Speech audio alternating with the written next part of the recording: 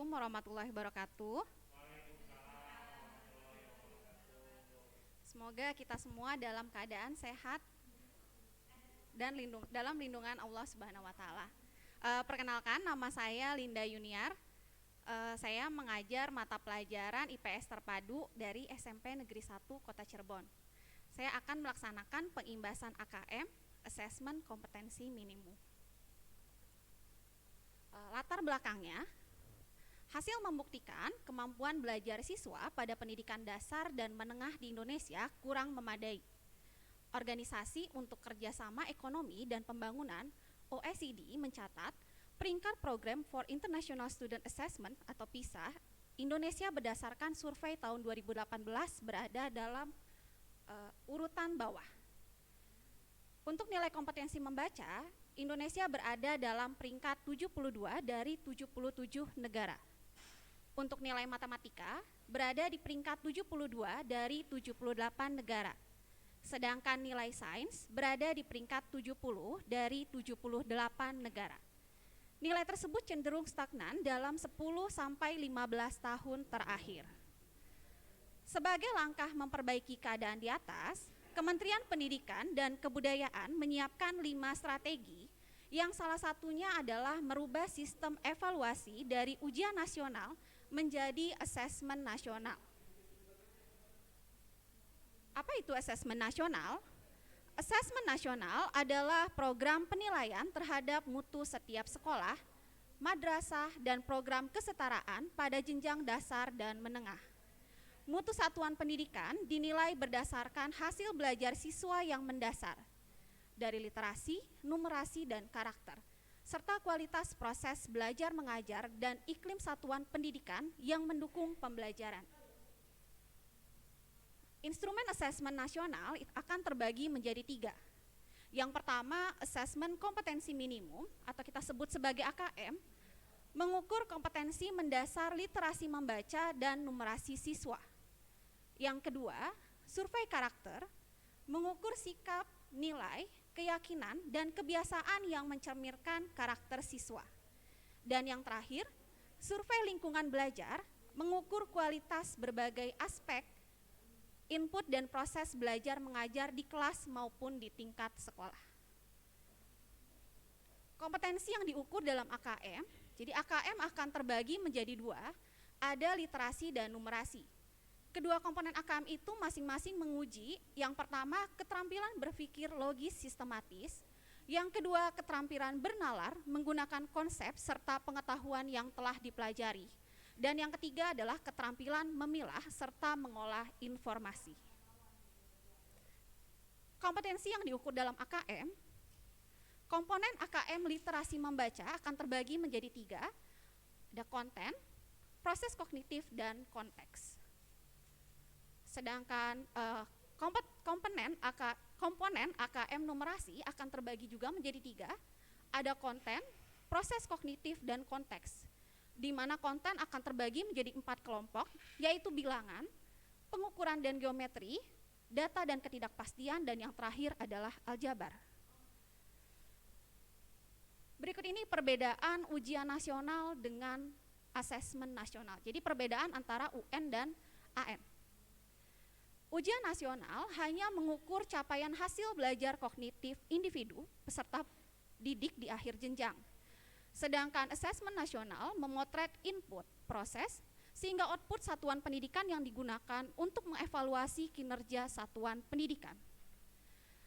Ujian nasional hanya diperuntukkan bagi SMP, SMA, dan SMK. Subjek penilaian ujian nasional akan mengambil keseluruhan siswa, sedangkan di asesmen nasional atau AN dilaksanakan oleh semua satuan pendidikan. Kemudian pada ujian nasional atau UN, model soal ujian nasional pilihan ganda dan isian singkat periode tes 4 hari. Ujian nasional yang mengevaluasi murid secara individu. Sedangkan untuk AN, pelaporan asesmen nasional diberikan kepada satuan pendidikan dan dinas pendidikan, dan asesmen nasional dilaksanakan pada seluruh jenjang yaitu SD, SMP, SMA, dan SMK pada SD-nya kelas 5 SD dan SMP-nya pada kelas 8 SMP, sedangkan untuk SMA dan atau SMK pada kelas 11. Kenapa harus AN? Beberapa poin evaluasi berikut ini juga menjadi pertimbangan untuk menghentikan pelaksanaan ujian nasional dan menetapkan penyelenggaraan asesmen nasional. Yang pertama, butir-butir soal UN hanya mengukur kemampuan kognitif siswa, sehingga input dan proses pembelajaran kurang dapat tergambar dengan baik. Hal ini belum sejalan dengan tujuan pendidikan yang ingin mengembangkan kemampuan berpikir tingkat tinggi, serta kompetensi lain yang relevan dengan abad 21 sebagaimana tercermin pada kurikulum 2013. Yang kedua, UN kurang dapat dimanfaatkan guru untuk memperbaiki pembelajaran pada subjek siswa yang sama.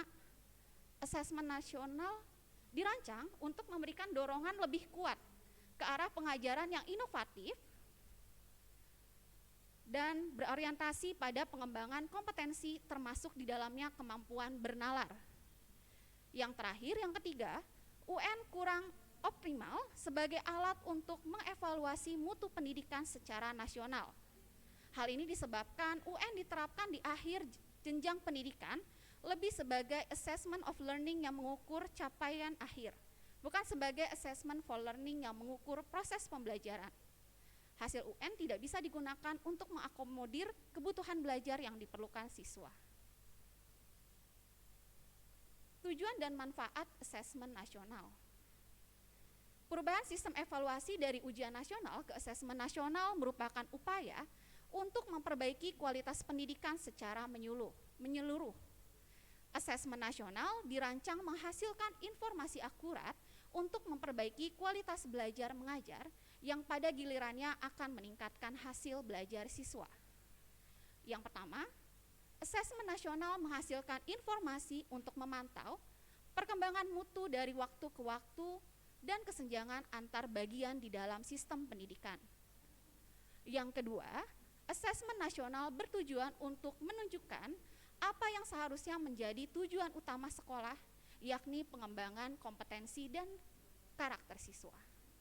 Yang ketiga, asesmen nasional juga memberikan gambaran tentang karakteristik esensial sebuah sekolah yang efektif untuk pencapaian tujuan utama tersebut. Maka dari itu, hasil asesmen nasional sendiri diharapkan mampu memberikan manfaat, bukan sekedar nilai belaka.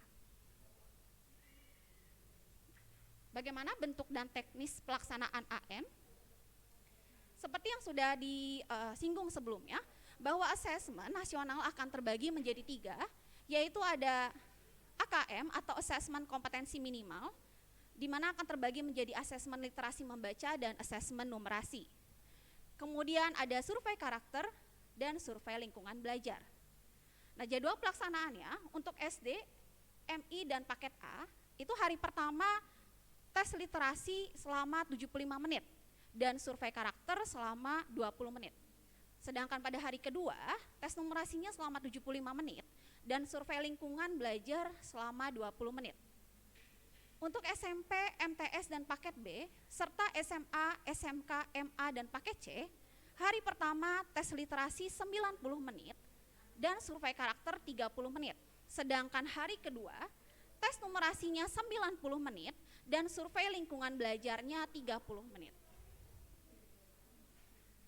Tahapan penguasaan kompetensi, ada 4 tahap dalam penguasaan kompetensi, yaitu 1. Perlu interferensi khusus, 2. Dasar, 3. Cakap, dan 4. Yang terakhir adalah mahir.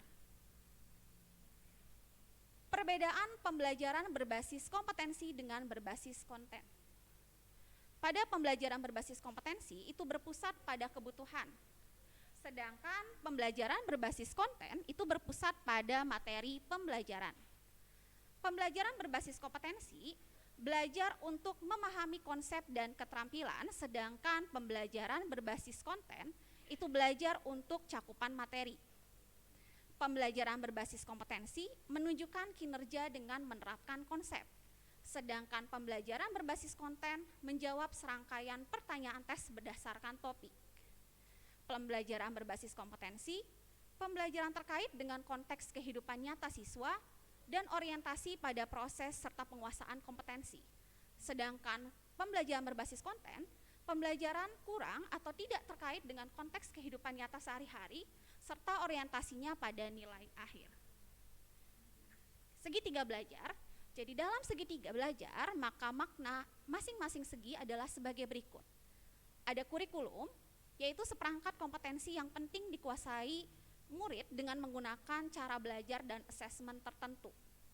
Kemudian ada pembelajaran, serangkaian aktivitas yang dirancang dan dilakukan di ruang kelas berdasarkan kompetensi awal murid yang diketahui dari hasil asesmen dan untuk mencapai sasaran kompetensi yang ditetapkan dalam kurikulum. Yang terakhir, asesmen, proses mengumpulkan, menganalisis, dan melaporkan sejumlah informasi yang terkait pencapaian kondisi murid dan penguasaan suatu kompetensi tertentu. Nah, tahapan asesmen akan terbagi menjadi 4. Asesmen diagnosis, asesmen di awal untuk merancang strategi pembelajaran, asesmen formatif, asesmen sepanjang proses belajar untuk melakukan perbaikan dan penyesuaian pembelajar, asesmen sumatif, asesmen di akhir untuk menentukan level penguasaan kompetensi oleh murid.